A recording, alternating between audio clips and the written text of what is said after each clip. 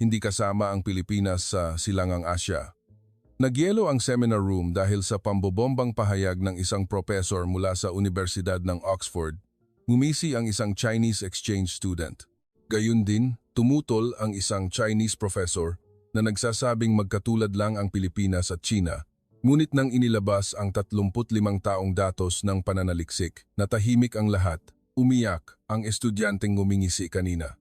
Ibinubunyag namin ngayon ang nakagugulat na katotohanan iyon. Bago tayo magsimula, mangyaring mag-subscribe sa channel, mag-like at mag-iwan ng komento na Mabuhay Pilipinas upang sumuporta. Nagiinit ang seminar room ng East Asian Studies Department ng Universidad ng Oxford sa England.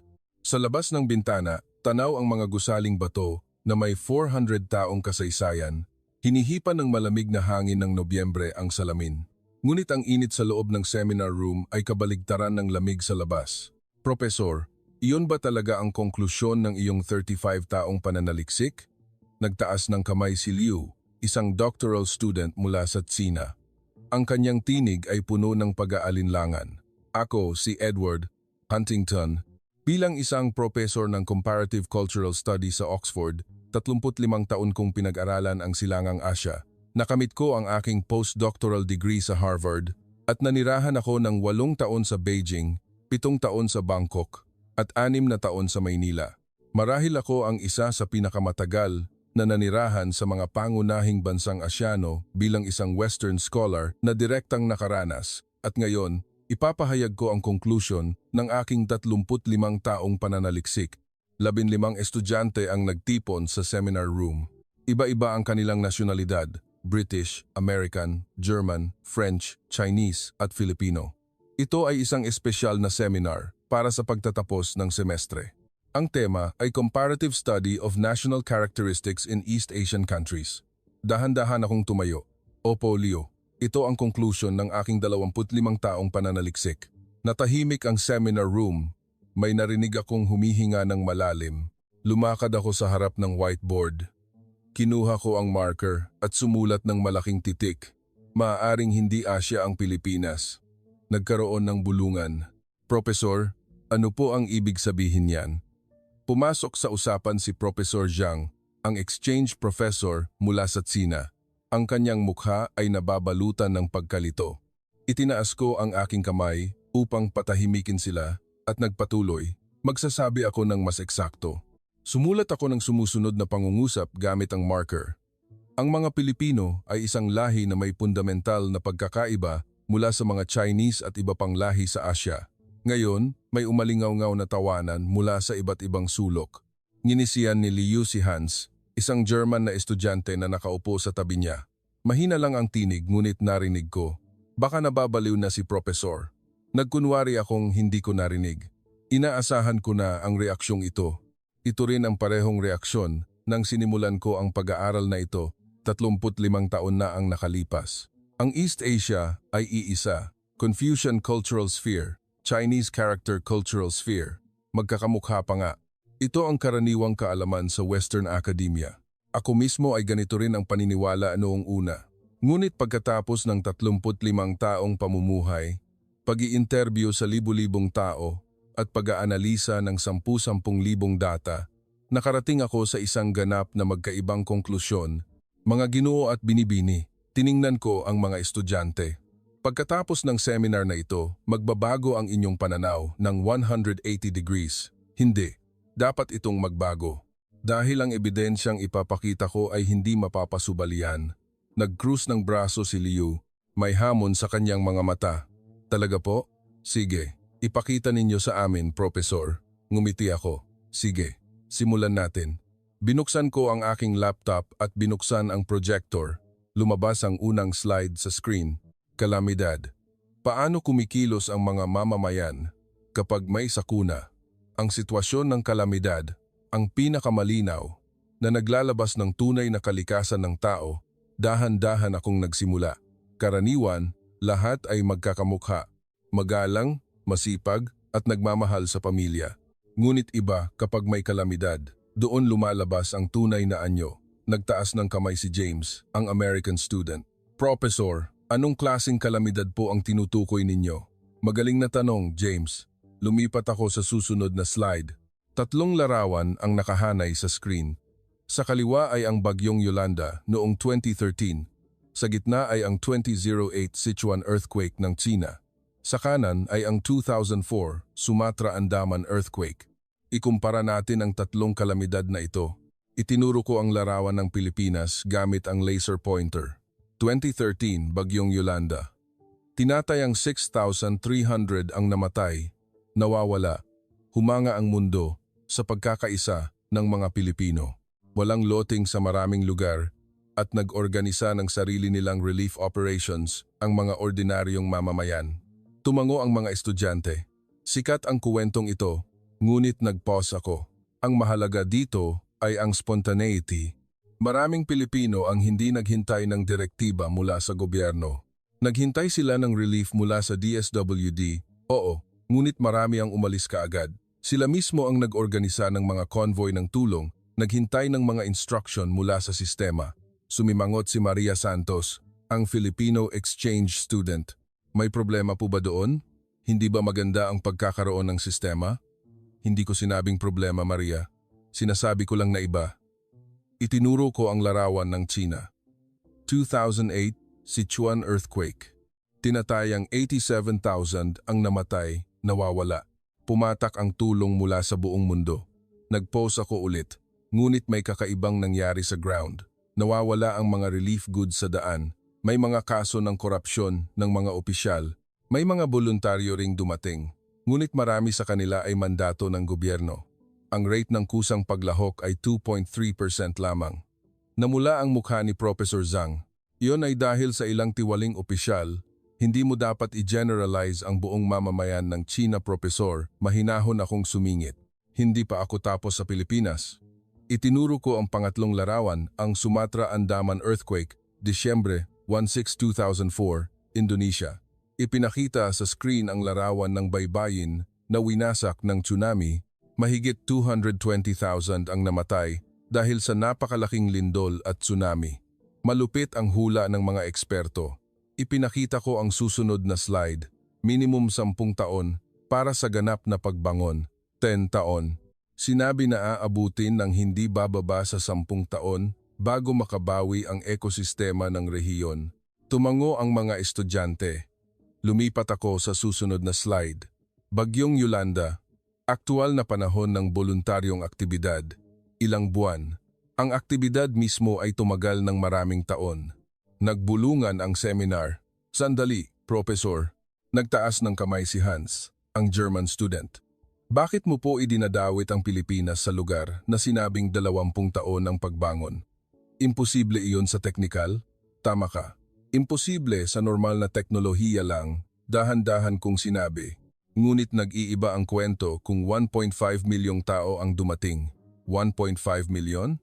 Tanong ni Hans. Opo, 1.5 milyon. Lumipat ako sa susunod na slide. Typhoon Yolanda, tinatayang total na. Bilang ng voluntaryong kalahok, mahigit 1.5 milyon. Natahimik ang seminar room. Nagpatuloy ako. Ang populasyon ng Pilipinas noong panahong iyon ay humigit kumulang 98 milyon. Ang 1.5 milyon ay nangangahulugang halos 1.5% ng populasyon. Humigit kumulang 1 sa bawat 65 Pilipino ang nagtungo sa mga lugar na tinamaan ng bagyo. Kumalat ang pagkagulat sa mukha ng mga estudyante dahil sa epekto ng numero. Sa peak, 10,000 ang pumapasok sa mga lugar na tinamaan araw-araw. Kulang ang parking, kulang ang matutuluyan, kulang ang palikuran. Gayunpaman, patuloy silang dumarating. Tiningnan ko ang mga estudyante. Sa tingin ba ninyo, posible ito sa China o sa ibang bansa sa Asia? Walang sumagot. Ang sumira sa katahimikan ay si Liu. Sandali, Professor. Nagtaas siya ng kamay. May tensyon sa kanyang boses. Ang 1.5 milyong iyon, hindi ba iyon mandato ng gobyerno? Umiling ako, na para bang inaasahan ko na ang tanong. Magaling na tanong. Hindi. Lumipat ako sa susunod na slide. Rate ng kusang paglahok, humigit kumulang 85%. Mandato ng gobyerno, korporasyon, humigit kumulang 80%. 85% ang kusang paglahok. Kusa silang nag-leave, Ginamit ang sarili nilang sasakyan, nagbayad ng sarili nilang pagkain, at tumulong magtanggal ng mga debris. Tumigas ang ekspresyon ni Liu, ngunit hindi siya sumuko. Kahit ganoon pa man, Profesor, ang sabihing fundamental na magkaiba ang Pilipinas at China ay masyadong tiningnan niya ang mga estudyante sa paligid. May tingin na humihingi ng pagsang-ayon. Kung tutuusin, malaki ang impluwensya ng kulturang Tsino sa Pilipinas. Ang Budismo, ang mga tradisyonal na sining, maging ang mga teknolohiya kami ang nagdala niyan. Liu, mahinahon kong sinawata ang kanyang salita.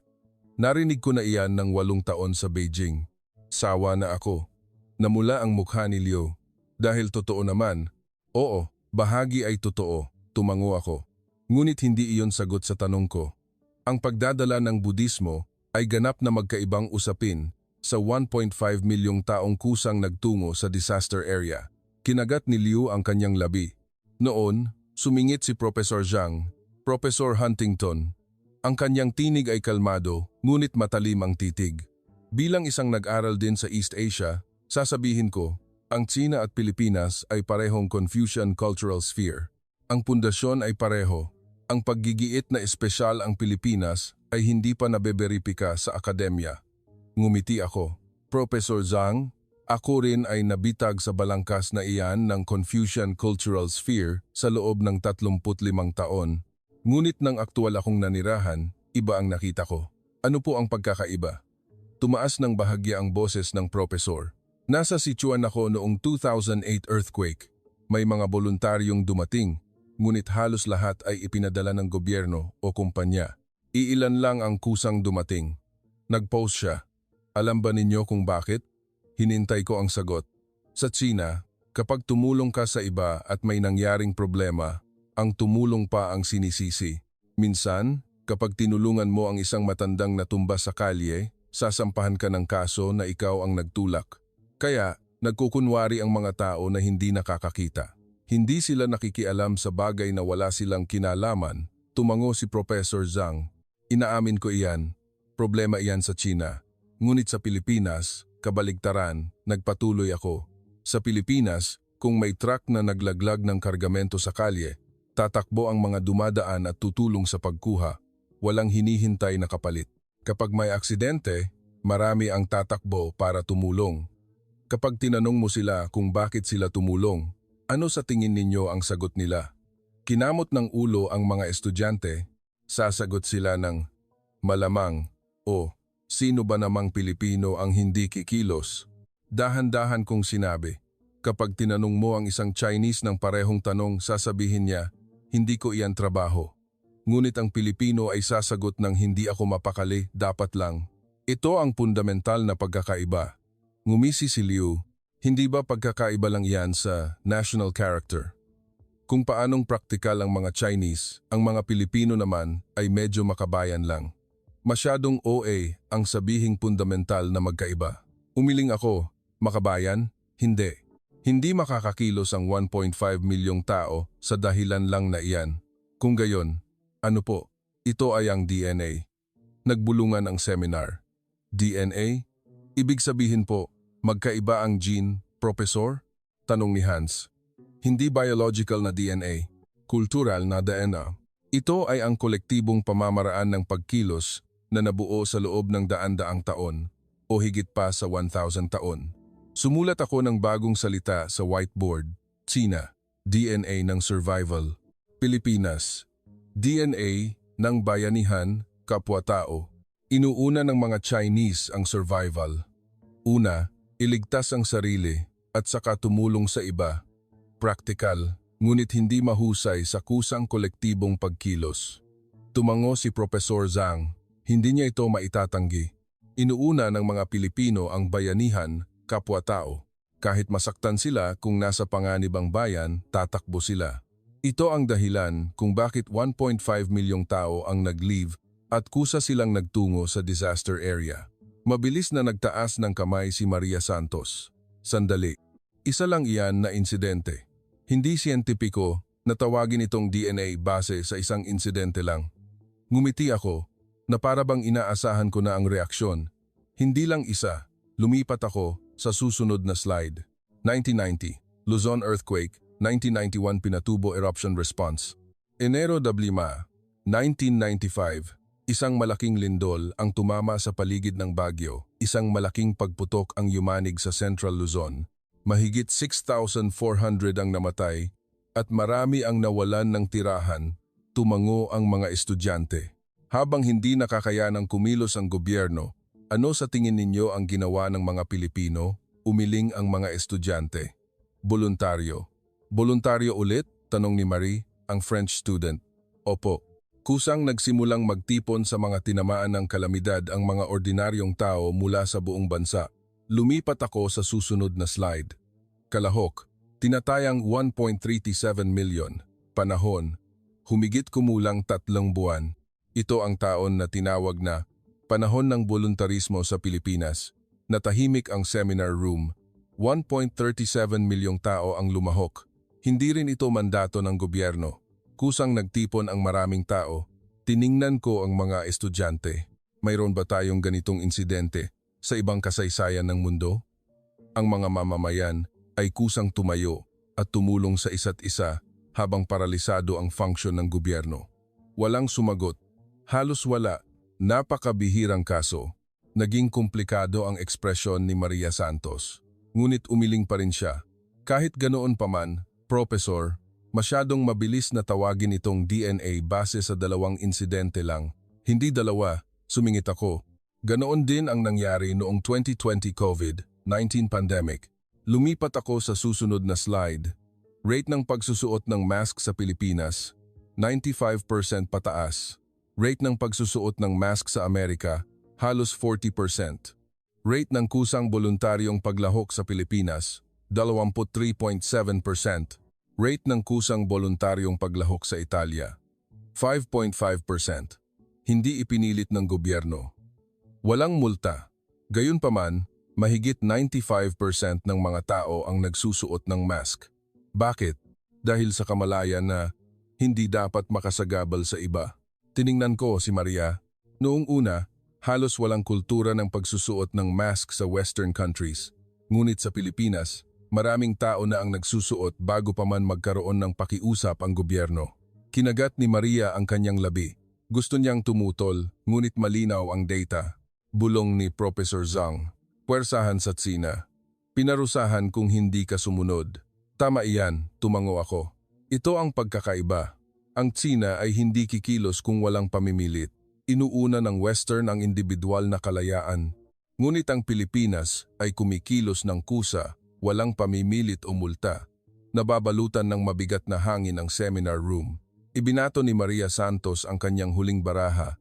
Kahit ganoon pa man, Professor, hindi ko matanggap na fundamental na magkaiba ang Pilipinas at Tsina. Sa kasaysayan, malaki ang impluensya ng Tsina sa Pilipinas at may mga pagkakapareho sa kultura. Maria, mahinahon kong sinawata ang kanyang salita. Gusto mong pag-usapan ang kasaysayan, hindi ba? Opo, sinasabi ko ang mga makasaysayang katotohanan. Sige, pag-usapan natin ang kasaysayan. Lumipat ako sa bagong slide. Panahon ng Kastila, Amerikano, bilang ng pag-aalsa ng bayan. Tinatayang 3,200 beses sa loob ng 265 taon. Bilang ng pag-aalsa ng masa sa Tsina sa parehong panahon, humigit kumulang 270 beses. Bilang ng pag-aalsa ng magsasaka sa France sa parehong panahon, humigit kumulang 100 beses. Sa loob ng humigit kumulang 265 taon, naganap ang mahigit 3,200 na pag-aalsa ng bayan sa Pilipinas. Sa parehong panahon sa Qing Dynasty, 270 beses, at sa France, 100 beses. Lumaki ang mata ng mga estudyante.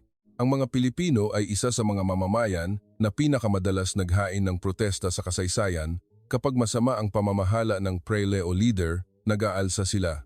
3,200 beses. Tiningnan ko si Maria, ngunit ang layunin nito ay hindi patayin ang prele o i-overthrow ang gobyerno, kundi iparating ang mga kahilingan tulad ng pagpapababa ng buwis. Bakit? Dahil pinahahalagahan ng mga Pilipino ang kaayusan at sistema at hindi nila sinubukang sirain ang sistema mismo. Iba ito sa mga pag-aalsa sa Tsina na nagpatalsik sa buong dinastiya. Tumigas ang mukha ni Maria. Iba ang mga Pilipino. Tumutol sila sa inhustisya, ngunit ito ay upang protektahan ang komunidad. Ito ang DNA na minana mula pa sa sinaunang panahon. Nangingibabaw ang mabigat na katahimikan sa seminar room. Mahigpit na nakatikom ang labi ni Maria Santos. Si Professor Jiang ay nakatingin sa labas ng bintana. Ang ibang estudyante ay nagtinginan sa isa't isa. Noon, nagtaas ng kamay si James, ang American student. Professor, may tanong ako. Si James Miller ay isang matalinong estudyante mula sa Harvard. Hindi siya masyadong madaldal karaniwan. Opo, James, Professor, base sa inyong sinabi, ang ganitong pagkilos ng mga Pilipino ay nagaganap na daan-daang taon na ang nakalipas. Tama po ba? Tama. Kung gayon, paano po noong panahon ng pag-modernize ng Pilipinas, tulad ng unang yugto ng Republika, EDSA, gumana rin ba ang DNA na ito? Magaling na tanong. Tumango ako na parabang inaasahan ko na ang tanong. James, napakagaling na tanong. Lumipat ako sa bagong slide. 1986, EDSA People Power Revolution. Isang pambansang kilusan ng pagbabago na sinalihan hindi lamang ng mga edukado, kundi pati na rin ng mga ordinaryong mamamayan. Noong ika-20 siglo, naharap ang Pilipinas sa banta ng diktadurya at nagsumikap ang bansa na mag-modernize, magbago. Medyo gumaan ang ekspresyon ni Maria, ang pagbabagong ito ay hindi lamang pinamunuan ng ilang elite. Mula sa mga profesional hanggang sa mga magsasaka, marami ang tumayo para sa isang karaniwang layunin ang iligtas ang bansa. Tiningnan ko ang mga estudyante. Iba ito sa revolusyon na sinimulan ng isang partikular na uri. Ang buong bansa ay nagbahagi ng krisis at kusang sinubukang baguhin ang bansa.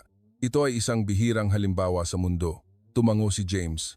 Wala silang malalakas na armas o malaking pondo. Ngunit sa isang layunin na protektahan ang bayan, nagtulungan sila, lagpas sa kanilang social status. Lumipat ako sa susunod na slide, panahon ng EDSA, at pagkatapos, kusang donasyon mula sa masa. Maraming ordinaryong Pilipino ang nag-ambag ng pondo para sa mga layunin ng demokrasya. May mga ordinaryong mamamayan na kusang nagbigay ng kalahati o higit pa ng kanilang yaman para sa bayan. Tiningnan ko ang mga estudyante. Maaari ba ninyong ibigay ang kalahati ng inyong suweldo para sa bayan? At para sa isang proyektong wala pang kasiguruhan ng tagumpay? Walang sumagot. Hindi lang ito kuwento ng ilang patriots. Ang mga ordinaryong tao, ang mga maliliit na tindera, ay nag-ambag ng pera para sa kaunlaran at kalayaan ng bansa. Sumulat ako ng bagong salita sa whiteboard, 1990-91 voluntaryo, 1986 paglahok ng bayan, 2013 pagtulong, panahon ng Kastila, Amerikano, 2020 pandemya. Nakikita ba ninyo ang pattern? Pagkatapos ng 100 taon o 200 taon, pareho ang pamamaraan ng pagkilos ng Pilipino.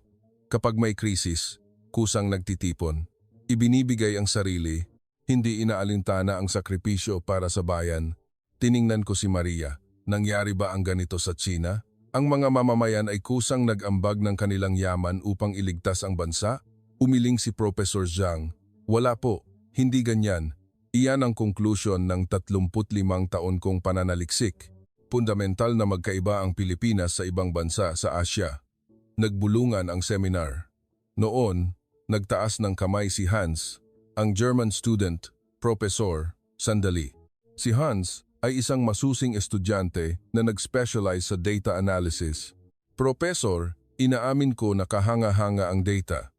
Ngunit mapanganib na i-generalize ang kabuuan base sa ilang insidente lang. Baka may iba pang salik at pwedeng may sample bias. Magaling na punto, Hans, tumango ako. Kaya nga 35 taon akong nagtipon ng maraming data. Ang ipinakita ko sa inyo ngayon ay dulo lang ng iceberg. Lumipat ako sa bagong slide. Maraming kaso sa kasaysayan ng Pilipinas. 1. Pag-oorganisa ng mga neighborhood watch sa mga komunidad para sa kapayapaan. 2. Mga kilusan ng mga millennial, Gen Z na nagsusulong ng malinis na gobyerno at kapaligiran. 3. Pagpapalakas ng mga local NGO sa rehiyon. 4. Ang kilusang Oplan Bayanihan ng militar, Gobyerno na sinasabayan ng mas maraming voluntaryo mula sa masa, puno ang kasaysayan ng Pilipinas ng ganitong mga insidente. Isang bansa na binago ng mga ordinaryong tao gamit ang sarili nilang kamay. Iyan ang Pilipinas. Tiningnan ko ang mga estudyante. Sa China, kailan nagtipon ang masa ng kusa para magpabago ng rehimen, ang Tiananmen Square incident ay, sa kasamaang palad, hindi nagtagumpay. Kinagat ni Professor Zhang ang kanyang labi. Posible iyan sa Pilipinas. Sa EDSA, nagkaisa ang mga mamamayan at tinapos ang isang rehimen na nagtagal. Isang napakabihirang pagbabago ng sistema sa kasaysayan ng mundo na halos walang dumanak na dugo. Naging mabigat ang seminar room. Dahan-dahang nagtaas ng kamay si James. Professor, opo James, parang nagsisimula na akong maintindihan. Tiningnan siya ni Leo. Gulat ang ekspresyon. James, ano ang naintindihan mo? Mahinahon na sinabi ni James. Noong una, inakala kong OA ang sinabi ni Professor. Akala ko magkakamukha lang ang East Asia, ngunit kapag tiningnan ang data, malinaw na may ibang nagaganap.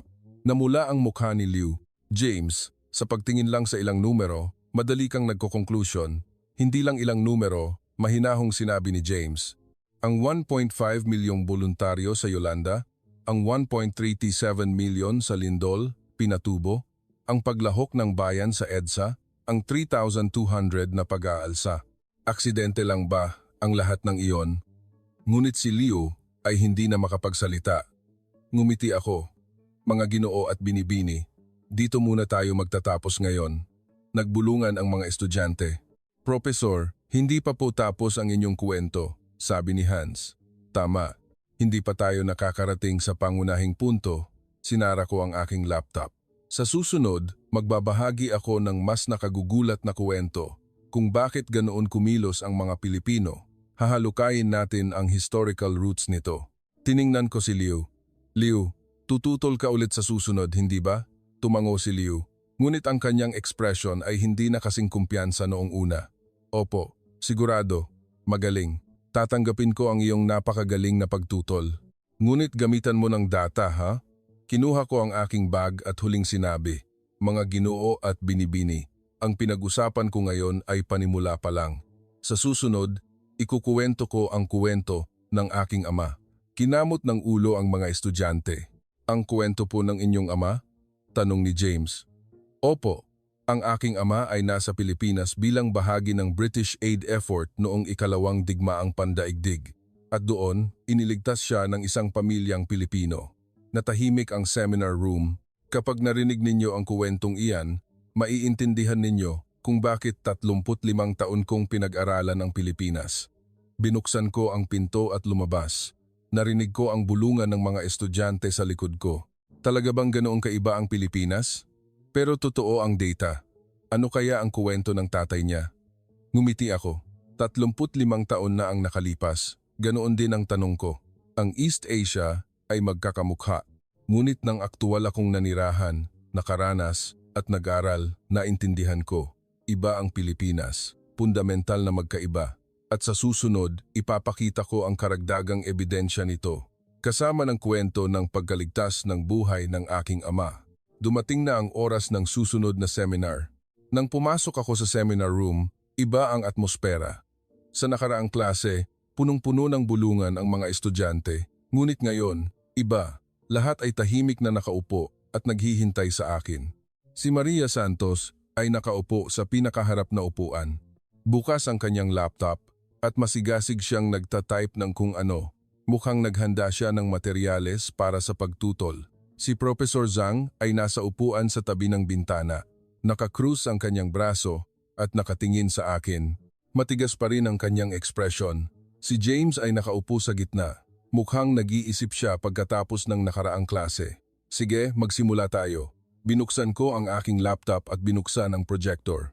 Ngayon, bilang pagpapatuloy ng nakaraan, pag-uusapan natin ng mas detalyado ang tungkol sa Bagyong Yolanda. Mabilis na nagtaas ng kamay si Maria Santos. Professor, may tanong ako bago iyan. Opo Maria, sige. Sinabi ninyo na 5 milyong tao ang nagboluntaryo, ngunit nag-research din ako ng kaunti. Itinuro niya ang screen ng kanyang laptop. Ang 1.5 milyon ay total na bilang, tama po ba? Kung lumahok ang isang tao ng maraming beses, binibilang iyon sa bawat pagkakataon, hindi ba? May posibilidad na mas mababa ang aktwal na bilang. Magaling na punto, tumango ako. Tama iyan, may issue ng multiple counting. Lumitaw ang ekspresyon ni Maria na parang nagtagumpay. Kaya, tinatayang ng mga eksperto ang aktwal na bilang ng mga kalahok. Lumipat ako sa slide. Total na, bilang, humigit kumulang 1.5 million. Tinatayang aktwal na kalahok, humigit kumulang 900,000. Average na, bilang ng paglahok, 1.67 beses. Aktwal na, tinatayang humigit kumulang 900,000 tao ang lumahok. Ito ay halos 0.7% pa rin ng populasyon. Still, tumigas ang ekspresyon ni Maria at mas mahalaga pa, ito, lumipat ako sa susunod na slide. Kahulugan ng average na, bilang ng paglahok na 1, 67, 1, mga lumahok, nang minsan lang, humigit kumulang 500,000, 56%, 2, mga lumahok ng 2 o higit pa, humigit kumulang 400,000, 4440, 3, mga lumahok ng 5 o higit pa, humigit kumulang 55.6%. 500,000 katao ang lumahok ng minsan lang, ngunit 400,000 ang lumahok ng 2 o higit pa, at 50,000 ang nagtungo sa disaster area ng 5 o higit pa. Tiningnan ko ang mga estudyante. Ang 5 o higit pa ay nangangahulugang halos bawat weekend sila nagtungo dahil naganap ang kalamidad noong Nobyembre at nagpatuloy ang restoration activity sa loob ng ilang taon. 50,000 katao ang nagtungo sa disaster area bawat weekend. Nagtaas ng kamay si Hans. Profesor, bakit po sila bumalik ng paulit-ulit? May reward po ba sila? Wala, umiling ako. Ang pamasahe, pagkain, at tirahan ay sarili nilang gastos. Sa halip, ito ay isang mamahaling aktibidad. Kung gayon, bakit? Iyan ang tanong na pinag-aralan ko sa loob ng 35 taon. Lumipat ako sa bagong slide. Lumabas sa screen ang larawan ng baybayin ng Eastern Visayas. Sa tanawin na may bakas ng tsunami, nakahanay ang mga tao na may iba't ibang kulay ng damit. Ito ay larawan 72 oras pagkatapos ng kalamidad. Itinuro ko ang larawan, kumalat sa buong mundo ang balita ng bagyo noong Biyernes, Nobyembre. Kinabukasan, Sabado ng umaga, libo-libo na ang dumating sa paligid ng disaster area. Sa loob ng isang gabi, tanong ni Marie, Opo, ilang oras lang ang biyahe mula sa Maynila patungong Tacloban sa eroplano, barko. Napanood nila ang balita noong Biyernes ng gabi at sumakay kaagad sa sasakyan. Ipinakita ko ang susunod na larawan. Linggo, mahigit 20,000. Lunes, mahigit 30,000. Sunod-sunod na lumabas ang mga numero sa screen. At sa unang weekend lang, mahigit 50,000 ang nagtipon sa disaster area at sa paligid nito. Nagbulungan ang seminar. Sandali, Profesor. Nagtaas ng kamay si Professor Zhang. Ang 50,000 ay katumbas ng populasyon ng isang maliit na bayan. Tama iyan. Sa maraming tinamaan ng bagyo, ang bilang ng voluntaryo ay halos lumampas sa bilang ng orihinal na residente. Kumalat ang pamumula sa mukha ni Professor Zhang. Kung gayon, ang palikuran, ang pagkain, ang tirahan, ano ang ginawa nila? Kulang ang lahat, tumango ako. Nagkaroon ng 30-minutong pila sa mga portable toilet. Walang kainan, kumain sila ng kanin sa loob ng sasakyan. Walang matutuluyan. Natulog sila sa loob ng sasakyan. Nagpakita ako ng bagong larawan. Siksikan ang mga sasakyan sa parking lot. May mga tent din na nakikita sa pagitan. Minsan, bumababa pa rin sa 0 degrees Celsius ang temperatura sa Tacloban. Ipinagpatuloy ng mga tao ang voluntaryong aktibidad habang natutulog sa loob ng sasakyan. Bulong ni James. Nakakabaliw. Opo, nakakabaliw. Tama iyan, tumango ako. Kilos na hindi kayang intindihin ng karaniwang kaisipan. Hindi kumikita, gumagamit ng bakasyon, nanginginig sa lamig habang naglilinis ng debris. Sino ang gagawa niyan? Tiningnan ko ang mga estudyante, ngunit 900,000 ang gumawa niyan. Natahimik ang seminar room. Lumipat ako sa susunod na slide. Voluntaryong Interview 2014 DSWD Survey 1. Nakita ko sa TV at hindi ako mapakali, 65%. 2. Kami rin ay biktima, kaya 15%. 3. Inanyayahan ng pamilya o kaibigan, 10%. 65% ang sumagot na, nakita ko sa TV at hindi ako mapakali. Itinuro ko ang pangungusap. Ito ang Pilipino. Ang mga taong hindi mapakali kapag nakakita ng kalamidad sa TV. Nagtaas ng kamay si Maria. Sandali, Profesor. Kahit sa ibang bansa may voluntaryong kumikilos kapag may kalamidad, ganoon din sa Sichuan earthquake. Tama yan, tumango ako. Kumikilos din ang mga voluntaryo sa Tsina, ngunit may pagkakaiba. Lumipat ako sa bagong slide. Sichuan earthquake, 2008, voluntaryong sitwasyon, total na. Bilang ng voluntaryo, humigit kumulang 1.3 million. Kalahok sa loob ng 72 oras. Pagkatapos ng kalamidad, humigit kumulang 8,000. Mandato ng gobyerno, korporasyon, militar, 89%. Kusang individual na paglahok, 11%. Ang voluntaryo sa Sichuan earthquake ay 1.3 million, ngunit itinuro ko ang susunod na linya. Ang mga lumahok sa loob ng 72 oras pagkatapos ng kalamidad ay 8,000.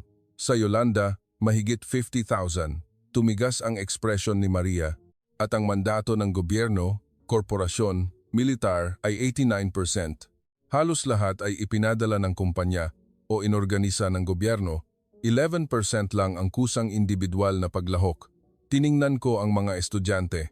Ano ang nangyari sa Pilipinas? Lumipat ako sa susunod na slide. Yolanda voluntaryong sitwasyon. Total na bilang ng voluntaryo. Humigit kumulang 1.5 million. Kalahok sa loob ng 72 oras, pagkatapos ng kalamidad, mahigit 50,000. Paglahok, mula sa gobyerno, korporasyon, organisasyon, humigit kumulang 15%. Kusang individual na paglahok, humigit kumulang 80%. 85% ang kusang paglahok. Natahimik ang seminar room. Sa loob ng 72 oras, mahigit 50,000. 6 na beses na mas marami kaysa sa Sichuan. At 85% sa kanila ay mga taong kusang nagtungo. Nang walang sinasabi ng sinuman, kinagat ni Maria ang kanyang labi. Iyan ay dahil magkaiba ang magnitude ng kalamidad. Magnitude? Kinamot ko ang ulo ko. Ang Sichuan earthquake ay may 87,000 na namatay, nawawala. Ang tinatayang kabuuang pinsala ay 15 trilyon yen, halos 6 trilyon pesos. Ang bagyong Yolanda ay may 6,300 na namatay, nawawala. Ang tinatayang kabuuang pinsala ay 25 trilyon yen. Kung pag-uusapan ng pinsala sa tao, 4 na beses na mas malaki ang Sichuan, tiningnan ko si Maria. Kahit 4 na beses na mas malaki ang magnitude ng kalamidad, ang kusang paglahok sa loob ng 70 oras ay 6 na beses na mas mababa. Ito ang pagkakaiba. Hindi makasagot si Maria. Sumingit si Professor Zhang. Ano po ang nangyari sa ibang bansa? Magaling na tanong. Professor Zhang, lumipat ako sa bagong slide. Haiti earthquake voluntaryong sitwasyon. Total na. Bilang ng voluntaryo, hindi alam. Kusang lokal na kalahok sa loob ng 72 oras. Pagkatapos ng kalamidad, wala pang 100 tao. Mahigit 300,000 ang namatay sa Haiti earthquake. Ngunit napakakaunti ang kusang voluntaryo mula sa bansa. Halos lahat ay aid organizations mula sa ibang bansa. Tumigas ang mukha ni Professor Zhang. Naglagay ako ng ilang numero sa screen. Kusang kalahok sa loob ng 72 oras. Pilipinas, mahigit 50,000. Tsina, humigit kumulang 8,000. Haiti, ilang daan. Parehong Asya, parehong Confucian cultural sphere. Parehong kolektibong lipunan, hindi ba? Tiningnan ko ang mga estudyante. Nagsasalita ang mga numero. Iba ang Pilipinas. Naging mabigat ang seminar room. Dahan-dahang nagtaas ng kamay si James. Professor, bakit po? Bakit ang mga Pilipino lang ang kumikilos ng ganoon kabilis at ganoon karami? Iyan ang pangunahing tanong, James. Tumango ako. Para mahanap ang sagot na iyan, kailangan nating humukay ng mas malalim. Hindi sapat na tingnan lang ang bagyong Yolanda. Lumipat ako sa bagong slide. Mga halimbawa ng kolektibong pagkilos ng Pilipino. Ang Yolanda ay hindi ang una, hindi rin ito ang huli. Ang kasaysayan ng Pilipinas ay puno ng ganitong mga insidente. Enero, 1995, dahan-dahan akong nagsimula. Naganap ang lindol, pagputok ng Pinatubo. 6,434 ang namatay. Ito ang pinakamalaking urban earthquake sa post-war Philippines. Ipinakita sa screen ang balita noong panahong iyon. Gumuho ang highway, nasusunog na bayan. Mga taong nakatayo lang. Inakala ng mundo na wasak na ang malalaking lungsod ng Pilipinas. Hinulaan ng Wall Street Journal na aabutin ng hindi bababa sa 10 taon ang pagbangon ng ekonomiya ng apektadong lugar. Lumipat ako sa susunod na slide. Pagbangon. Mula sa 1990-91, disaster. Tinatayang panahon ng pagbangon, 10 taon. Aktual na. Pagbangon ng mga pangunahing infrastruktura, humigit kumulang taon-taon. Sa loob lang ng 2 taon, nakabangon ang mga pangunahing infrastruktura, 8 taon na mas maaga kaysa sa inaasahan. Nagbulungan ang mga estudyante. Paano po naging posible iyon? Ipinakita ko ang susunod na slide. Voluntaryo, 1995. Lumabas ang larawan sa screen. Mahabang pila ng mga voluntaryo, mga taong nagluluto ng pagkain, mga kabataang naglilinis ng debris. Noong 1995, habang hindi pa nakakayanan ng gobyerno, kusang nagtipo ng mga tao mula sa buong bansa. Ang salitang voluntaryo ay kumalat sa buong Pilipinas sa panahong iyon. Tiningnan ko ang mga estudyante. Sa totoo lang, nagulat ang lahat. Sino ang gagamit ng sarili niyang oras at pera para sa isang taong hindi niya kilala? Lumipat ako sa susunod na slide. Resulta ng voluntaryong aktibidad sa 1990-91 disaster. Total na kalahok, 1.37 million. Panahon ng aktibidad, humigit kumulang 3 buwan. 1.37 milyong tao ang lumahok. Natahimik ang seminar room. Humigit kumulang 1.37 milyong tao ang kusang nagtipon. Tiningnan ko ang mga estudyante. Sa loob lang ng 3 buwan, nagtaas ng kamay si Hans. Sandali, Professor. 1.37 million? Opo. 1.37 million. Hindi ko po maisip kung gaano kalaki iyon. Tumango ako. Magaling na tanong. Lumipat ako sa bagong slide. 1.37 milyong voluntaryo. Katumbas ng laki ng populasyon ng Quezon City noong 1995. Hans, katumbas ito ng populasyon ng isa sa pinakamalaking lungsod ng Pilipinas.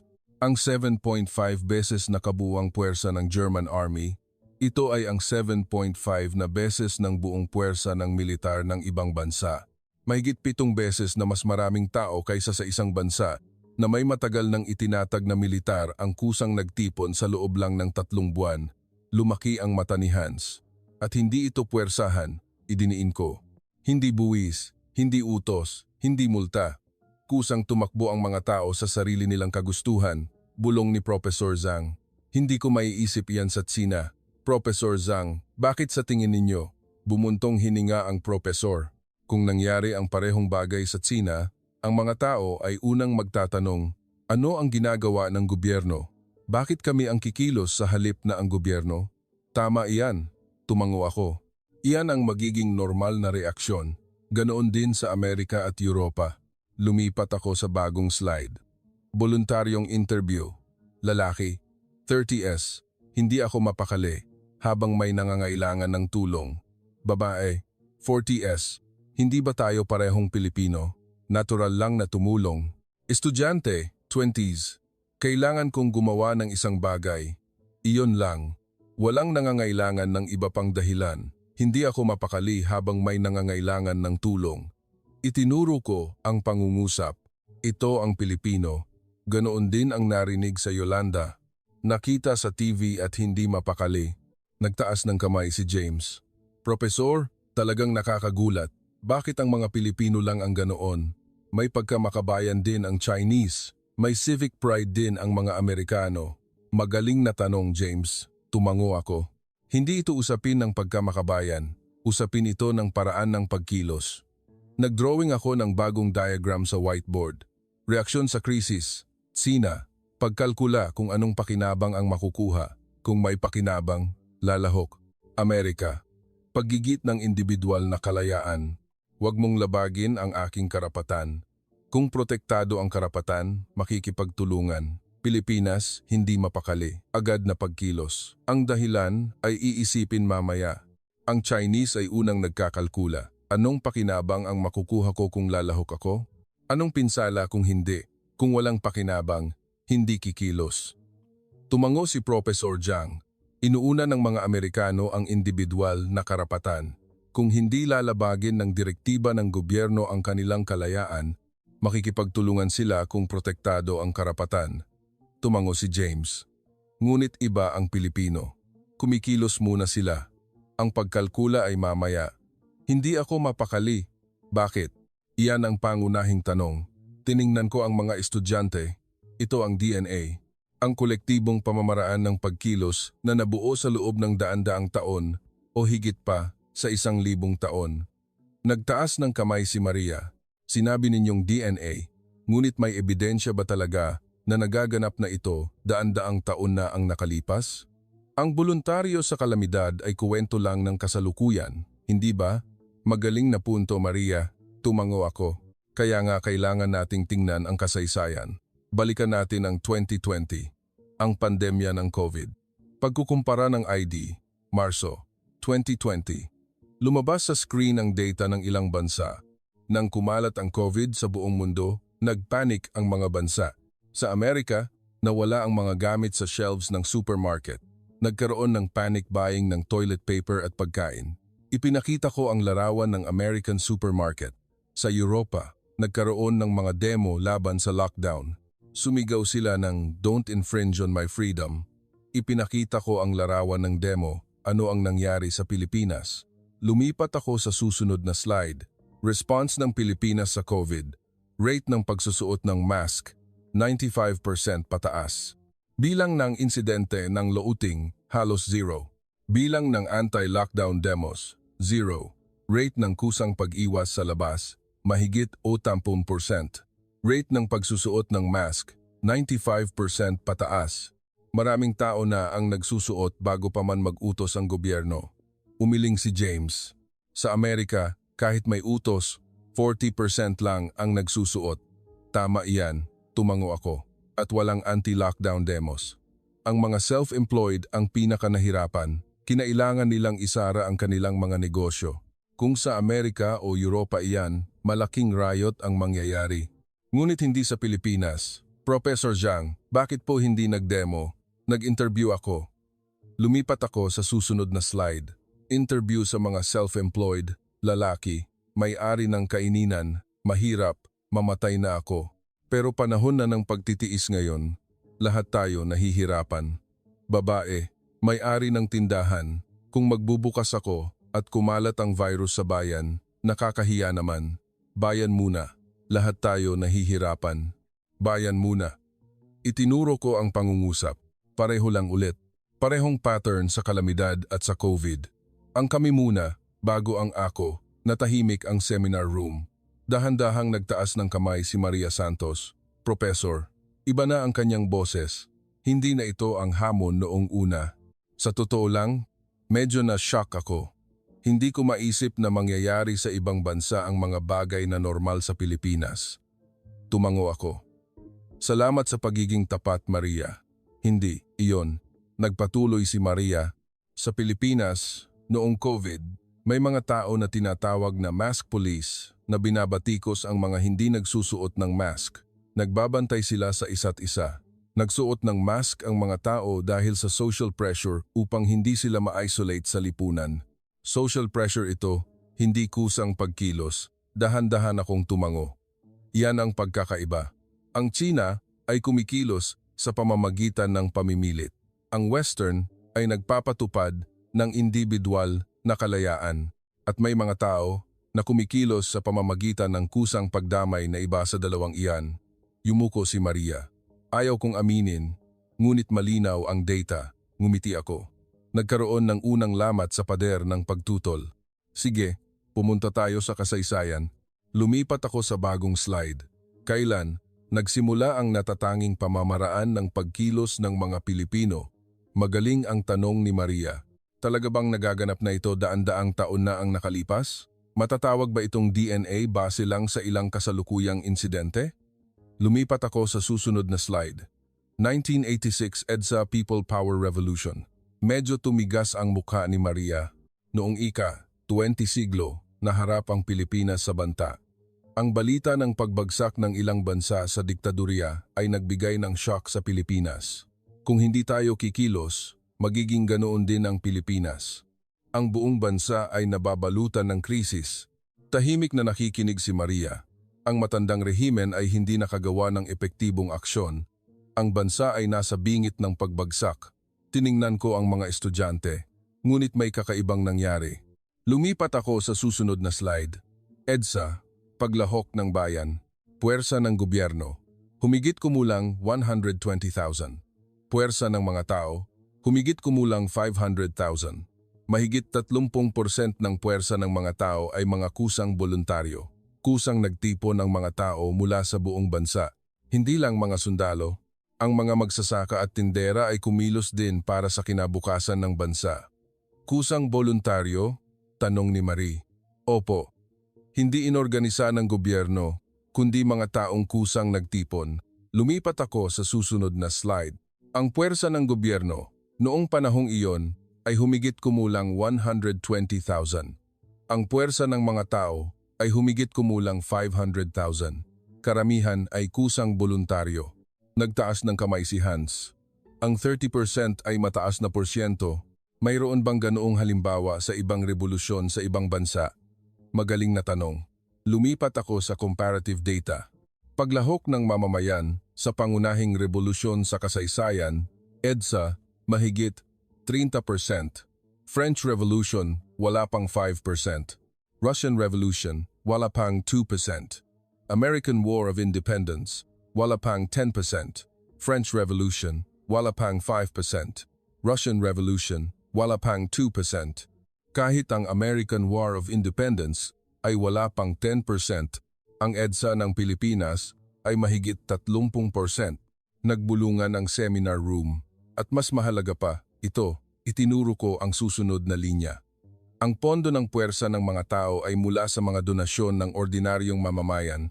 Hindi sila kumukuha ng sweldo mula sa gobyerno, kundi nag-ambag sila ng pondo, bumili ng armas, at nakipaglaban. Tanong ni Professor Zhang, bakit po nila ginawa iyon? Ang rehimen ay nandyan pa rin, at pwedeng sila ang parusahan. Iyan ang pangunahing punto. Tumango ako. May DNA ang mga Pilipino na hindi mapakali, dapat kumilos. Kapag nasa panganib ang bansa, kumikilos sila, anuman ang gobyerno. Lumipat ako sa bagong slide. Sabi ng isang bayani, mas mainam pang tumindig at mamatay para sa bayan kaysa manatili lang. Mas mainam pang tumindig at mamatay. Ito ang Pilipino. Lumipat ako sa susunod na slide at hindi lang ito minsan nangyari. Panahon ng Kastila Amerikano, bilang ng pag-aalsa ng bayan, mahigit 3,200 beses sa loob ng 265 taon. China, humigit kumulang 270 beses sa parehong panahon. France, humigit kumulang 100 beses sa parehong panahon. Sinabi ko na sa nakaraang klase, hindi ba? Mahigit 3,200 na pag-aalsa ang naganap sa panahon ng Kastila Amerikano. Bulong ni Professor Zhang, mahigit 10 beses kaysa sa China. Tama iyan, mahigit 10 beses kaysa sa China, mahigit 30 beses kaysa sa France. Tiningnan ko ang mga estudyante. Bakit? Sobra ba ang pagkadismaya ng mga Pilipino? Hindi.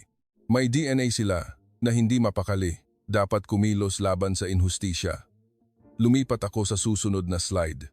Sa China, emperador, absolutong kapangyarihan, opisyal, kamay ng emperador, magsasaka, sinasakupan, paglaban, pagpapatay sa buong pamilya. Sa China, kung lumaban ka sa emperador, papatayin ang 9 na henerasyon. Hindi lang ikaw, kundi pati ang iyong mga kapatid, anak, kamag-anak. Masyadong malaki ang kapalit ng paglaban. Tumango si Professor Zhang. Kaya iniisip ng mga Chinese na kahit bumagsak ang langit, may butas na pwedeng labasan. Pinipili nilang magtiis at gumawa ng matalinong paggalaw kaysa lumaban ng harapan. Tama iyan, tumango ako. Ngunit iba ang Pilipinas. Lumipat ako sa susunod na slide. Sa Pilipinas, hari, presidente, gobyerno, mga pinuno, pinamumunuan, kapag nagkamali, mapapatalsik, mamamayan, bahagi ng komunidad. Paglaban, lehitimong aksyon para sa pagwawasto ng inhustisya. Sa Pilipinas, ang hari, presidente ay simbolo ng autoridad. Ngunit ang mga gumagawa ng politika ay pwedeng mapatalsik kapag nagkamali.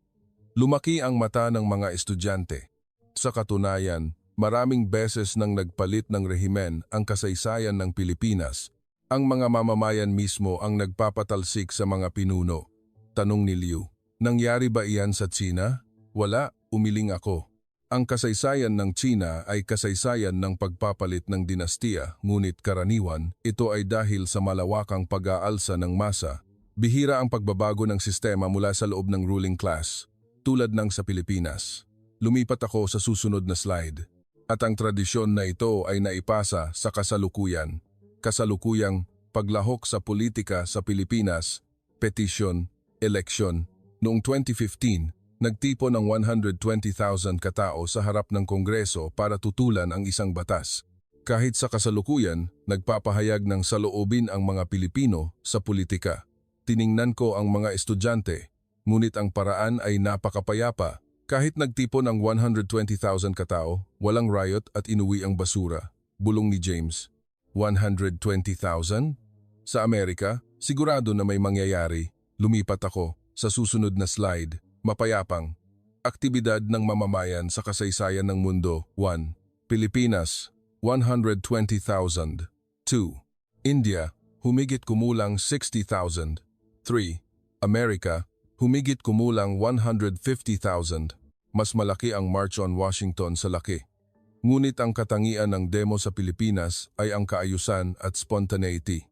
Natahimik ang seminar room at natapos ito ng walang karahasan, walang pag-aaway sa pulis, walang looting, halos walang nasugatan. 120,000 ang nagtipon, hindi ba? Umiling si Hans. Iyan ay statistically imposible. Kapag nagtipon ang malaking pulutong, siguradong may aksidente. Tama iyan, ngunit hindi nangyari sa Pilipinas. Lumipat ako sa susunod na slide. Protesta sa Kongreso. Pagkatapos ng demo, kusa nilang kinuha ang basura. Kusa nilang inilaan ang daan para sa emergency vehicle. Maraming pamilya na may kasamang bata ang nandoon. Pagkatapos ng demo, pinulot ng mga tao ang basura. Kusang binuksan ng mga tao ang daan para makadaan ang ambulance. Maraming pamilya na may kasamang bata ang nandoon. Tiningnan ko ang mga estudyante. Ito ang Pilipinas. Lumalaban, ngunit pinapanatili ang kaayusan. Nagpapahayag ng pagmamalaki, ngunit hindi gumagamit ng karahasan. Ang DNA na nabuo ng 3,200 na pag-aalsa ng bayan, ang daan-daang taong kasaysayan ng paglaban. Dahan-dahang nagtaas ng kamay si Maria Santos. Profesor, nanginginig ang kanyang boses. Mukhang kailangan ko nang aminin. Natahimik ang seminar room. Noong una, inakala kong OA ang sinabi ni Profesor. Hindi ko matanggap na ganoon ka-espesyal ang Pilipinas kumpara sa Tsina at ibang bansa. Yumuko siya. Ngunit masyadong malinaw ang data. Hindi nangyari ang ganito sa Tsina. Ang 120,000 na mapayapang nagdemo, ang 1.5 milyong voluntaryo sa kalamidad. Huminto si Maria, iba talaga ang bansa namin. Ngumiti ako. Ang pinakamatinding kalaban ay nagsimula ng magbago. Sige, ikuwento natin ang kwento ng aking ama. Natahimik ang seminar room. Ang kwento na inanunsyo ko noong nakaraang klase, kinuha ko ang isang lumang larawan, isang black and white na larawan, isang batang sundalo na nakangiti. Ang aking ama, si William Huntington, 22 taong gulang siya noong 1945. Ipinakita ko ang larawan sa projector. Ang aking ama ay lumahok sa ikalawang digmaang pandaigdig bilang bahagi ng British Army. Nagsimulang mag-concentrate ang mga estudyante. Ito ay ang labanan sa Pilipinas noong tagsibol ng 1945. Lumipat ako sa susunod na slide. Labanan sa Pilipinas, 1943. British Commonwealth Forces, humigit kumulang 100,000 versus Japanese Forces, humigit kumulang 30,000. Casualty ng British Forces, humigit kumulang 70,000. Nakipaglaban ang British Army sa Japanese Army sa matinding gubat ng Pilipinas. Ito ay matinding labanan na tumagal ng 4 na buwan. Huminto ako. Ang unit ng aking ama ay natrap. Ubos na ang bala, wala na ring pagkain. Sa huling bahagi ng Abril, nawasak ang unit. Naging mabigat ang seminar room. Nakaraos ang aking ama sa kasamaang palad. Ngunit naging prisoner of war. Lumipat ako sa susunod na slide. POWM, Camp ng Japanese Army. Tinatayang 50,000 POW. Survival rate, humigit kumulang 75%. Namatay dahil sa gutom, sakit, labis na trabaho. Malala ang kondisyon ng POW camp. 1 sa bawat 4 ang namatay. Dumilim ang ekspresyon ng mga estudyante. Ang aking ama ay ipapadala sana sa camp. Naglalakad sila sa gubat. Gabi noon, umuulan. Pumikit ako sandali. Ito ang kuwento na daan-daang beses kong narinig mula sa aking ama. Ang aking ama ay nagkaroon ng malaria at nilagnat. Hindi na siya makalakad. Iniwan ng mga Japanese soldier ang mga POW na hindi na makalakad. Minsan, binaril pa nga. Bahagyang napasinghap si Marie. Nakatumba ang aking ama sa tabi ng daan. Naghihintay siya ng kamatayan. Lumipat ako sa susunod na slide. Lumabas sa screen ang larawan ng isang probinsyang Pilipino. Isang bahay kubo ang nakikita. Noon, nakita siya ng isang pamilyang Pilipino. Natahimik ang seminar room, isang mag-asawa, at ang kanilang 10 taong gulang na anak na lalaki. Dinala nila ang aking ama sa kanilang bahay. Dahan-dahan akong nagpatuloy. Kailangan nating maintindihan ang sitwasyon noong panahong iyon. Nagtigyera ang Pilipinas. Sobrang kulang ang pagkain. Kung matuklasan na kinukupkup nila ang isang kaaway na sundalo, sila ay parurusahan ng matindi bilang traidor. Kinuyom ng mga estudyante ang kanilang hininga. Gayunpaman, kinupkup nila ang aking ama. Lumipat ako sa susunod na slide. Tala ng survival. Kinupkup nila ako. Kahit wala silang makain, binigyan nila ako ng pagkain at tubig. Sa loob ng tralinggo. Kahit sila ay nagugutom, binahagian nila ng pagkain ang kaaway na sundalo. Tanong ni Professor Jiang, bakit po? Bakit nila ginawa iyon? Itinaas ko ang aking mukha. Ito rin ang ikinagulat ng aking ama. Nang gumaling siya, nagtanong siya, bakit ninyo ako tinulungan? Baka mapanganib pa kayo dahil sa akin. Huminto ako. Ano sa tingin ninyo ang isinagot ng Pilipino? Binalot ng katahimikan ang seminar room. Dahan-dahan kong sinabi, tao lang po.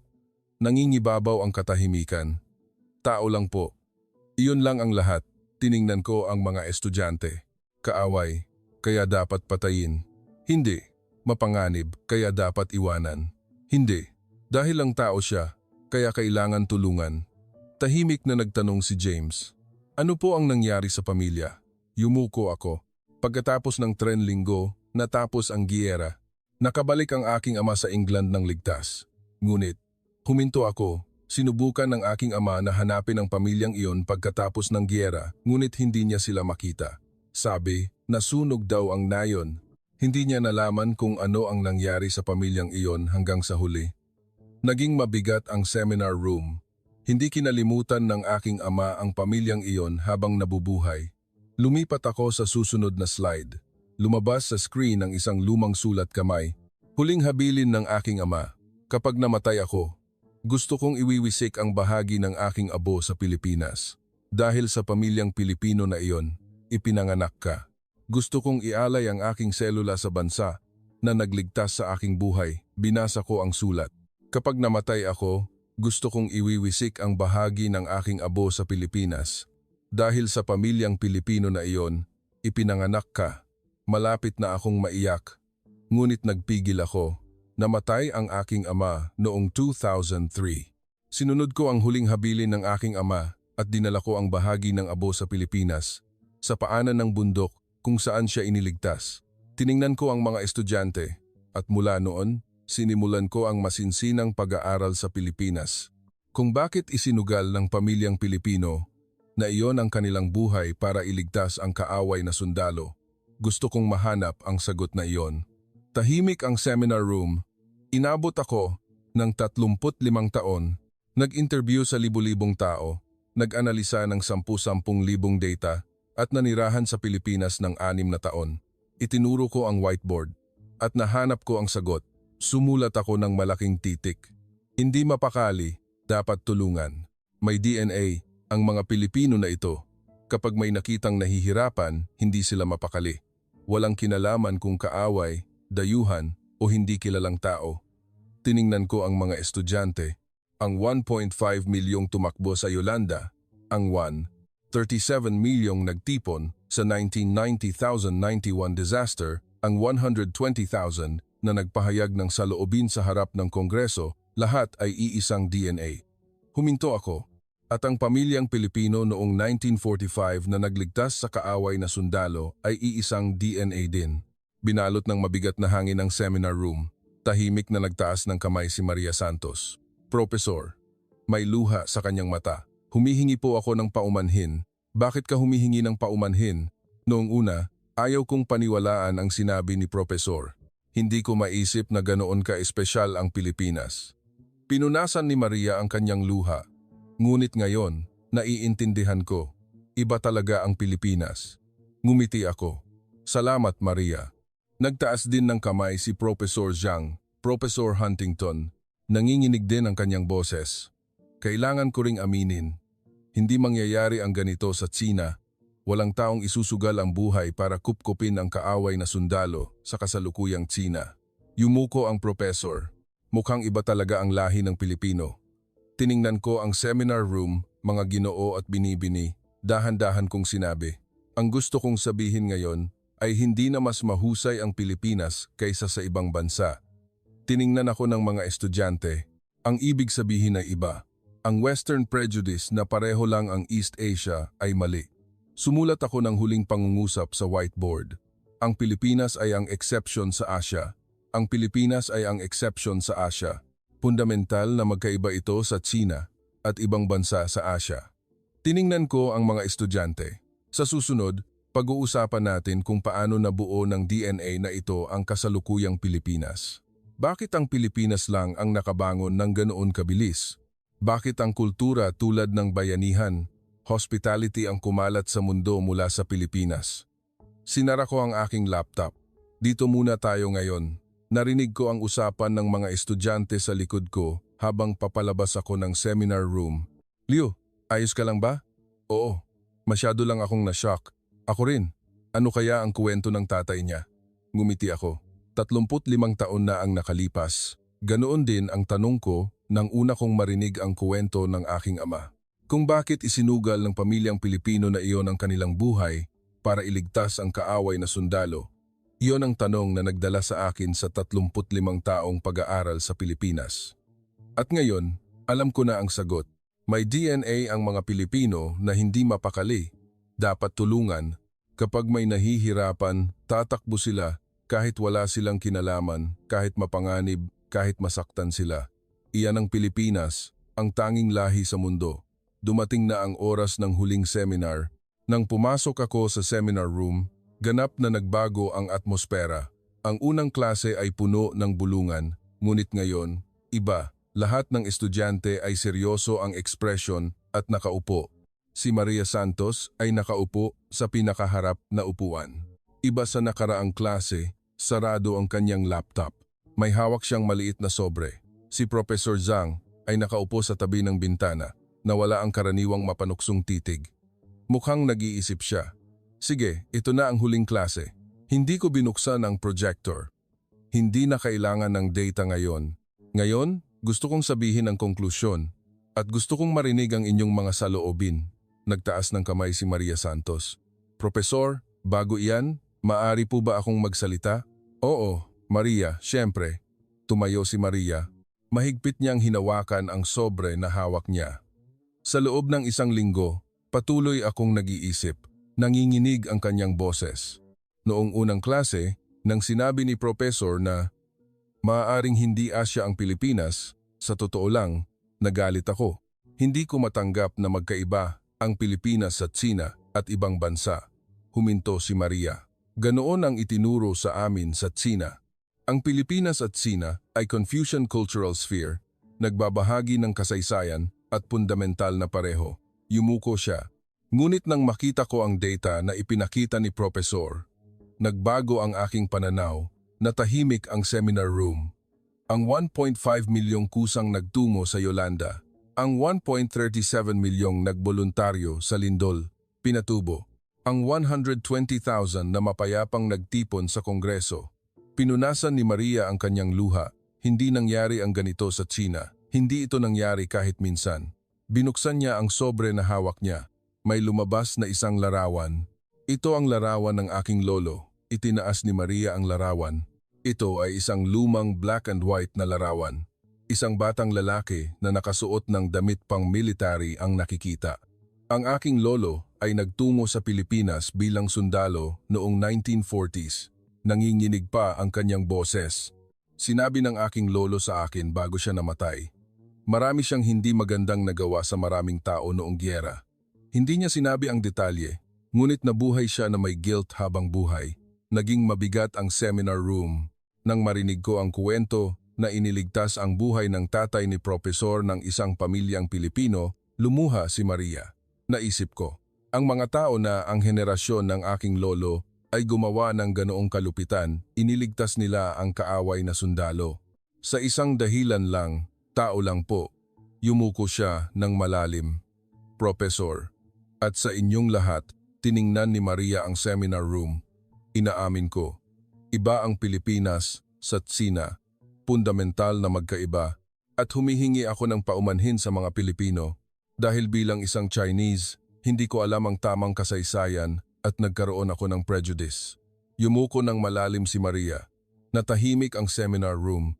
Nag-init ang aking dibdib. Maria, itaas mo ang iyong mukha. Dahan-dahang itinaas ni Maria ang kanyang mukha. Dumadaloy ang luha sa kanyang pisngi. Hindi mo kailangang humingi ng paumanhin. Hindi ka nagkamali. Mahinahon kong sinabi, ang mahalaga ay nalaman mo at nagkaroon ka ng lakas ng loob na aminin. Sapat na iyon. Pinunasan ni Maria ang kanyang luha at umupo. Noon, nagtaas ng kamay si Professor Zhang. Maari po ba akong magsalita? Oo, Professor Zhang. Siyempre. Tumayo si Professor Zhang. Seryoso rin ang kanyang ekspresyon. 20 taon akong nag-aral sa East Asia. Ang Sino-Philippine Comparative Study ang aking specialty. Huminto siya. Kung tutuusin, inakala ko rin na OA ang sinabi ni Professor Huntington noong una. Hindi ko matanggap na fundamental na magkaiba ang Pilipinas sa China. Umiling ang profesor, ngunit ang data ay hindi nagsisinungaling. Itinuro niya ang whiteboard. Kusang kalahok sa loob ng 72 oras. Pagkatapos ng kalamidad, Pilipinas, mahigit 50,000. China, humigit kumulang 8,000. Bumuntong hininga si Professor Zhang. Wala pang 1,006 ng Pilipinas. Ang populasyon ng China ay mahigit 10 beses kaysa sa Pilipinas, ngunit ang kusang paglahok ay 1,006 lang. Wala itong pagtatanggol. Tiningnan ako ni Professor Zhang. Professor Huntington, inaamin ko rin, iba ang Pilipinas sa China. Nag-pause siya. Hindi lang iba. May espesyal sa Pilipino. Isang bagay na wala sa mga Chinese. Yumuko ang professor. Isang lahi na isinusugal ang buhay para kupkupin ang kaaway na sundalo sa isang dahilan lang, tao lang po. Hindi iyan maiisip sa China. Umupo siya. Tahimik ang seminar room. Tiningnan ko ang mga estudyante. Ano ang iniisip ninyo, mga kasama?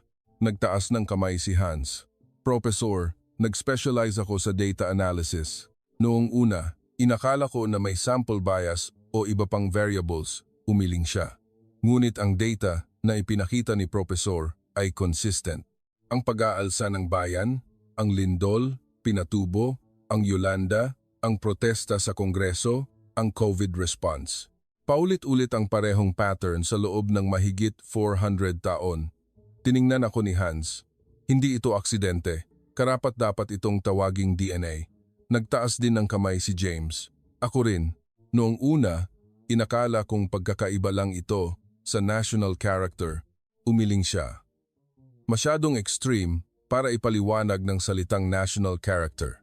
Ang 1.5 milyong kusang naglilinis ng debris, ang 120,000 na mapayapang nagdemo. Hindi ito level na maipaliwanag ng national character lang. Nagtaas din ng kamay si Marie. Ako rin. Inisip ko kung posible iyan sa France. Imposible. Talagang imposible. Nakita ko ang pagtango sa iba't ibang sulok ng seminar room. Ngumiti ako. Salamat, mga Ginoo at binibini. Lumakad ako sa harap ng whiteboard. Sa unang klase, sumulat ako ng ganito, hindi ba? Itinuro ko ang unang pangungusap. Maaring, hindi Asya ang Pilipinas. Marami ang ngumisi. Sabi, imposible. Tiningnan ko ang mga estudyante. Ano ang iniisip ninyo ngayon? Tahimik ang seminar room. Dahan-dahang sinabi ni Maria. Tama po, Professor. Tumango rin si Professor Zhang. Inaamin ko. Si Hans, James, Marie at ang ibang estudyante ay sunod-sunod na tumango. Nag-init ang aking dibdib. 35 taon. 35 taon kong ipinagpatuloy ang pag-aaral na ito. Nagsimula sa kwento ng aking ama hanggang sa pag-interview sa libu-libong tao, pag-aanalisa ng 10,000 data at 6 na taong pamumuhay sa Pilipinas. At ngayon, sa wakas, kinilala ang aking pag-aaral. Sige, sabihin natin ang konklusyon. Sumulat ako ng bagong pangungusap sa whiteboard. Bakit ang mga Pilipino lang ang nagtataglay ng DNA na ito? Ito ang huling tanong. Tiningnan ko ang mga estudyante. Nakumpirma natin na may DNA ang mga Pilipino na hindi mapakali, dapat tulungan. Ngunit bakit? Bakit ang mga Pilipino lang? Lumipat ako sa bagong slide. Geographical na kondisyon ng Pilipinas. Lumabas sa screen ang mapa ng Southeast Asia. Ang kapuluan ng Pilipinas ay lumulutang na hiwalay sa kontinente ng dagat. Ang Pilipinas ay nasa napaka-espesyal na lokasyon geographical. Itinuro ko ang mapa. Sa kanluran ay ang China, sa hilaga ay ang Taiwan. Ngunit hiwalay sila ng dagat. Lumipat ako sa susunod na slide. Kasaysayan ng Pilipinas, bilang ng pagsalakay, mula sa ibang bansa, ilang beses. China, mahigit 100 beses. Sa loob ng mahigit 2,000 taong kasaysayan, ilang beses lang ang naranasan ng Pilipinas. Ngunit, tiningnan ko ang mga estudyante. Ang Pilipinas ay isang bansa na may napakaraming natural na kalamidad, lindol, tsunami, bagyo, pagputok ng bulkan, palaging nasa banta ng kalikasan sa loob ng 2,000 taon. Sa ganoong kapaligiran, ano ang kailangan gawin upang mabuhay? Dahan-dahang sumagot si James. Kailangan magkaisa. Kung hiwa-hiwalay, mamamatay ang lahat. Tama iyan, tumango ako. Nabuhay ang mga Pilipino sa loob ng 2,000 taon sa kapaligiran na mamamatay sila kung hindi magkakaisa. Kung hindi uunahin ang tayo bago ang ako, mawawala ang buong komunidad. Lumipat ako sa susunod na slide. Pagkukumpara. China, malawak na lupa, maraming lugar na mapagtataguan. Kung magpalit ang dinastiya, susunod sa bagong dinastiya. Resulta, inuuna ang survival, mahina sa kolektibong pagkilos. Malawak ang lupa ng China. Kahit may krisis, may lugar na mapagtataguan.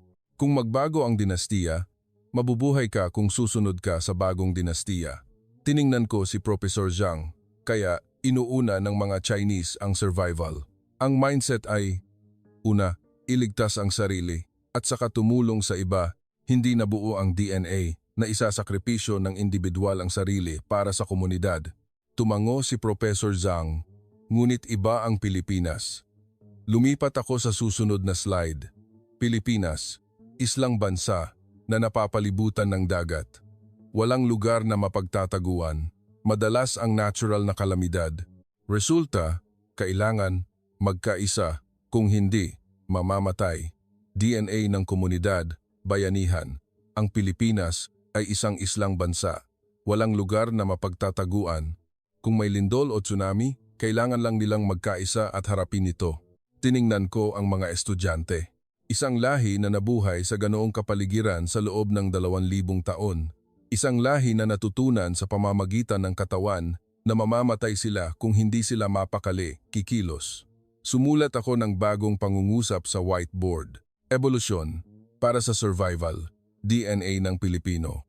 Ang DNA ng Pilipino ay resulta ng ebolusyon para sa survival. Binuo nila ang kapangyarihan ng pagkakaisa sa kapaligiran na mamamatay sila kung hindi magkakaisa. Huminto ako. At ang DNA na ito ay makikita pa rin sa kasalukuyan. Lumipat ako sa susunod na slide. Tagumpay ng kasalukuyang Pilipinas, isa sa pinakamabilis na lumalagong ekonomiya sa Asya. Ang mabilis na pagbangon mula sa post-war era, Filipino culture na kumalat sa mundo. Sa loob lang ng ilang dekada, ang isang bansang nawalan ng lahat dahil sa giyera ay naging isa sa pinakamabilis na lumalagong ekonomiya sa Asya. Tinatawag itong milagro ng pagbangon. Tiningnan ko ang mga estudyante. Paano naging posible iyon? Kahit walang mapagkukunan, walang teknolohiya, at walang kapital? Sinagot ko ang sarili ko.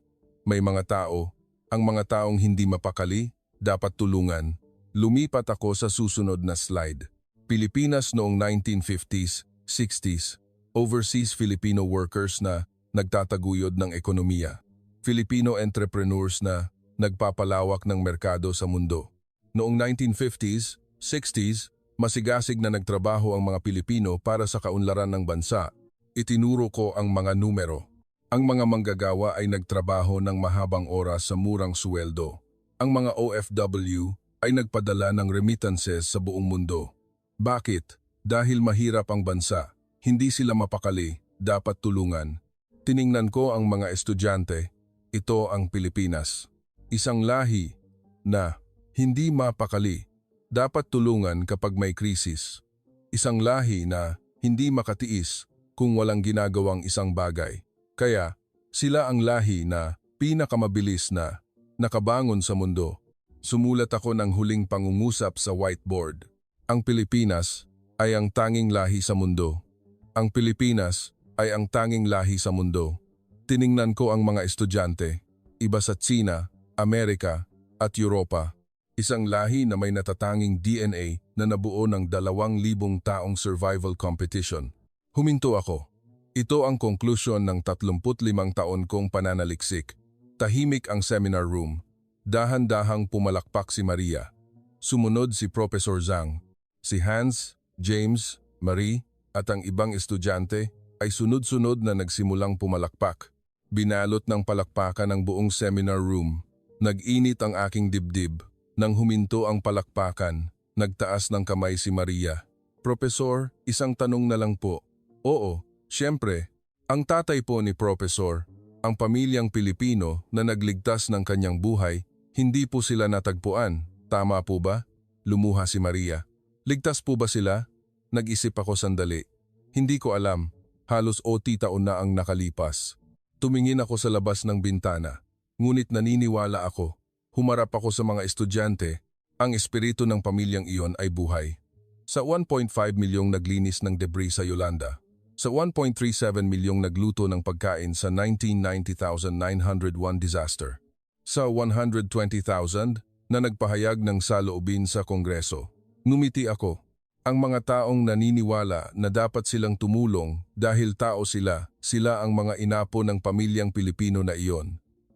Natahimik ulit ang seminar room. Sinara ko ang aking laptop, mga Ginoo at binibini. Sabi ko ng dahan-dahan. May natutunan kayong mahalaga ngayon. Dahan-dahan kong sinabi. May iba't ibang lahi sa mundo. Bawat isa ay may iba't ibang kasaysayan, iba't ibang kultura, iba't ibang DNA. Kung gagawin nating pareho ang lahat, mawawala ang katotohanan. Tiningnan ko si Maria. Maria, nagpakita ka ng lakas ng loob ngayon. Ang lakas ng loob na aminin ang sarili mong prejudice at tanggapin ang bagong katotohanan. Iyan ang tunay na ugali ng isang scholar. Yumuko si Maria habang pinupunasan ang kanyang luha. Tiningnan ko si Professor Zhang. Professor Zhang, ganoon din sa iyo. Hindi madaling aminin ang katotohanang hindi pabor sa sarili mong bansa, ngunit nagawa mo iyon. Tumango si Professor Zhang. Tiningnan ko ang lahat ng estudyante. Salamat sa inyong lahat. Kung nabago man lang ng seminar na ito ang inyong pananaw, hindi na sayang ang 35 taon kong pananaliksik. Kinuha ko ang aking bag at huling sinabi. Humarap sa akin ang mga estudyante. Pumunta kayo sa Pilipinas balang araw. Makaranas kayo ng personal. May mga bagay na hindi maipaparating ng libro at data lang. Ngumiti ako. Kapag nakilala ninyo ang mga Pilipino, maiintindihan ninyo Kung bakit inialay ko ang aking buhay sa pag-aaral na ito sa loob ng 15 taon, binuksan ko ang pinto at lumabas. Narinig ko ang usapan ng mga estudyante sa likod ko. Gusto ko talagang pumunta sa Pilipinas. Ako rin.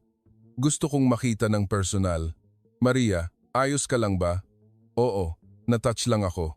Ito ang una kong ganoong klase. Naglakad ako sa hallway at tumingin sa labas ng bintana. Umuulan pa rin noong Nobyembre. Kinuha ko ang isang lumang larawan mula sa aking bulsa. Larawan ng aking ama. Tay, nagawa ko. Nag-isa akong nagsalita.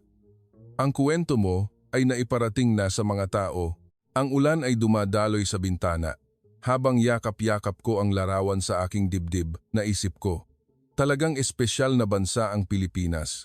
Isang bansa na nakaligtas sa 2,000 taong paghihirap. Isang bansa na may DNA na hindi mapakali, dapat tulungan. Isang bansa na naniniwala na dapat silang tumulong dahil tao lang ang tanging bansa sa mundo. At ang bansa na nagligtas sa buhay ng aking ama. Ngumiti ako habang nagtungo sa aking research room. Natapos na ang 35 taong pananaliksik. Ngunit ang aking paggalang sa Pilipinas ay hindi matatapos. Ito ang nakagugulat na kuwento ng DNA ng Pilipino na pinag-aralan ng isang propesor ng Universidad ng Oxford sa loob ng 35 taon.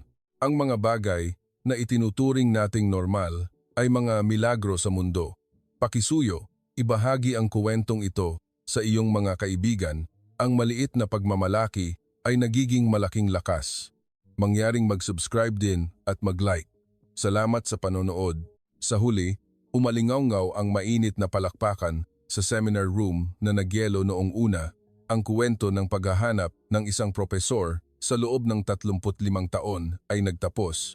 Ang espasyo na puno ng pagdududa at pagtutol noong una ay nagkaisa sa huli sa malalim na pag-unawa at emosyon, lagpas sa pagkakaiba ng nasyonalidad at paninindigan. Hindi lang ito pagbabago na dinala ng data at teorya.